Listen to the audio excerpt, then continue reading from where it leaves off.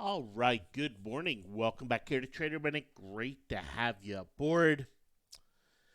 Yesterday, the market broke above the high from the last 1, 2, 3, 4 days. Right, so it basically took, the highs from the end of last week and broke above them in a 2,100 point rally on the Dow Jones Industrial Average, on the S&P.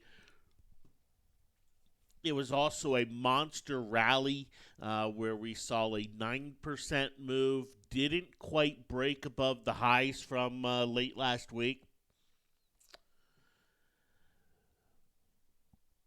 We talked about things yesterday that shifted or didn't shift. One of the biggest bearish headlines that I think we could possibly see out there is the stock market yesterday had its biggest rally in 87 years. You say, well, hey, that should be pretty bullish. 87 years, big rally. That's Bulls taking control, right? I mean, impressive what the Bulls did, blah, blah, blah. And from a magnitude standpoint, very, very impressive. Extremely impressive. But when we go and we look at the largest percentage changes in history for the stock market, let's take a look. 1933, March 15th, 15% rally. 15% rally. Okay. Not bad, right? 1931, 14% rally. Yeah, pretty darn good. 1929, 1030, 12% rally. Okay. Yesterday, 324, 11% rally. Yesterday was the fourth biggest percentage rally in stock market history. It was also the biggest point rally in stock market history.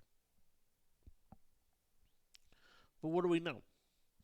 We know that the biggest rallies in history don't happen when the market is, often bullish. If we come and look at the worst losses in market history, they come during times where the market's going through the worst losses. The third biggest gain came after the fourth biggest loss. When we've had these big monster rallies in the market, it hasn't meant the market's out of the woods. The market's ready to just take off and be great, grand, and wonderful again. It has been met with some pretty heavy sell action afterwards.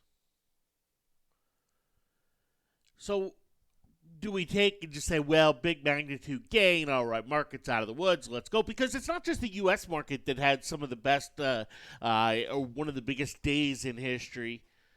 I mean, we saw global markets take a massive move up, just an absolute massive move higher. And so it begs the question, now what? Now what? We've talked about looking for a contraction in volatility, and yesterday, with the market up as much as it was, the VIX ended green.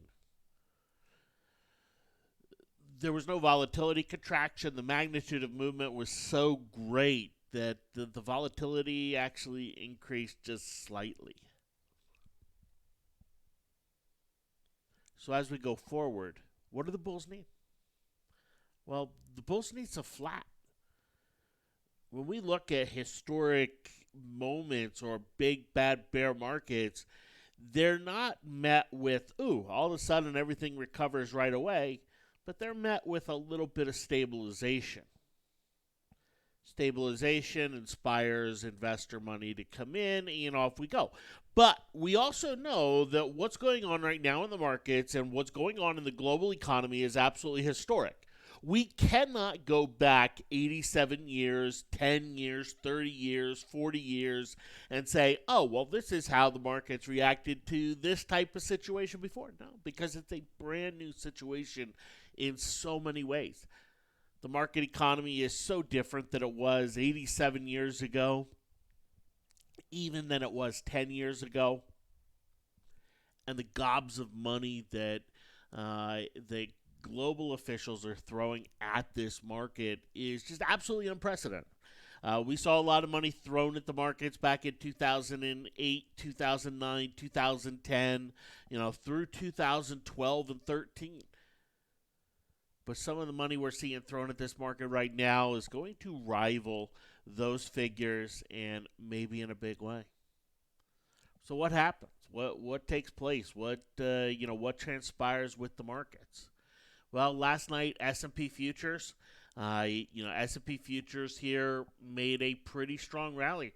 From 2400, 2380 up to 2498. I mean, we're talking about a 100-point rally followed by a 100-point decline. Now we're talking about a 50-point rally to get the market back to opening even here this morning. What's very ironic about this movement and about this action overnight is it's relatively flat compared to what we have been seeing over the last several weeks. Yeah, a 100-point rally and a 100-point decline in S&P futures. To actually say, hey, relatively flat, is pretty amazing. But what's going on? What's happening? Well, the money is being injected or going into areas that have just been absolutely hammered, of companies that have been left for dead. For example, Royal Caribbean. Right, we talked about this one yesterday. The money is going into this type of stock. American Airlines, big bounce yesterday, up 35%. Halliburton, up 26%. Now, if you're a Halliburton shareholder, a 26% rally, you go, oh gee, I need like a 400% rally, not a 26% rally.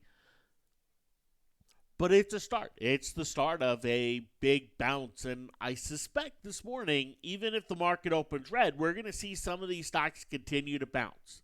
Some of these stocks continue to, continue to get this oversold bounce out of them. Is it bullish?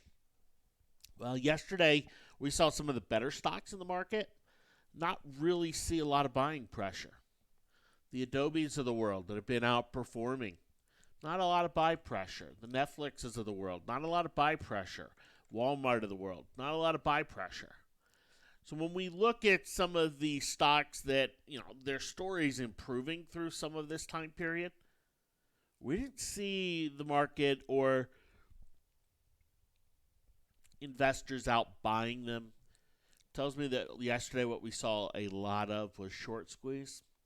We saw a lot of just absolute movement to where it didn't take much to push a stock in a massive way, from a volume standpoint.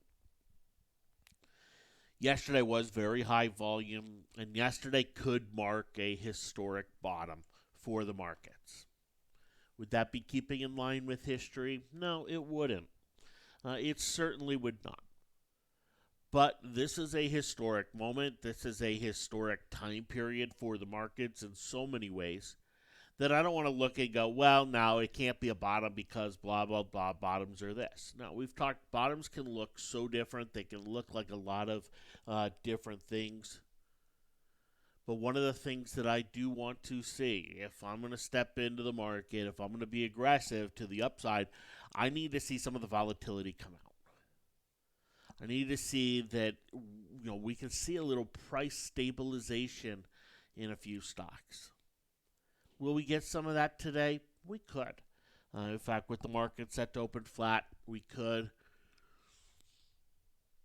But let's not kid ourselves. There are still some bad days ahead for the market.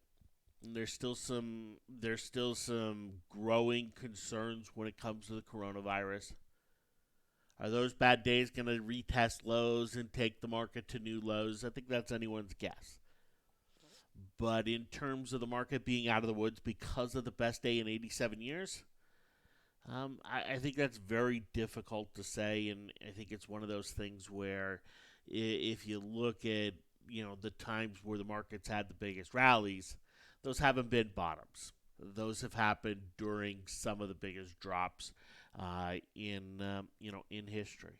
Now, all that said, the market is looking to China. The market's looking to Italy, looking to places where the coronavirus has, I don't want to say run its course, but where it is, hit a lot harder than other areas of the world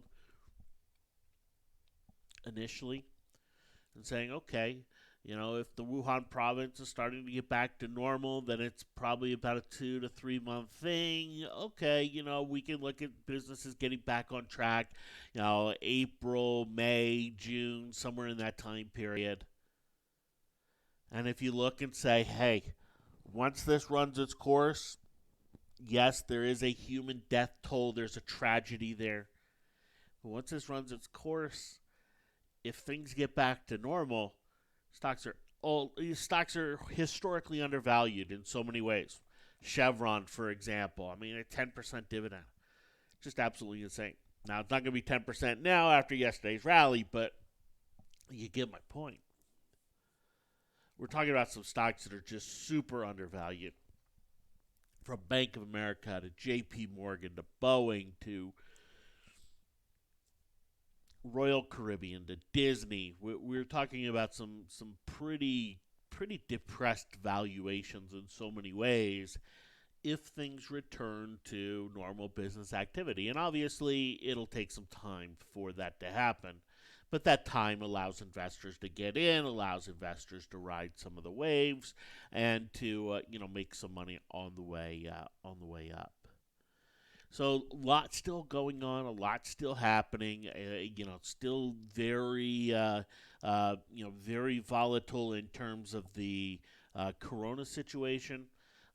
But the one thing that is certain is that the amount of money being thrown at this market is historic. And we talked about this last week, that one of the reasons that I made the argument that we could see this market V-shape recovery, even though it's this depth of pullback, is because of the absolute gobs of money that have been thrown at it, and that if, and there's still a lot of debate here, if the coronavirus ultimately just kind of has a 3-month life cycle to where, life gets back to normal in 2 to 3 months for most people around the world, then we're talking about gobs of money coming in, life getting back to normal. That money's not going to be pulled back out by governments. We're talking about the catalyst for, just an absolute inflationary stock market, the likes that we've never really seen in history. I ultimately do think that will play out. I ultimately do think we will see a bottom out there. I don't like yesterday's action in order, to say, oh, bottom's in because of yesterday's action.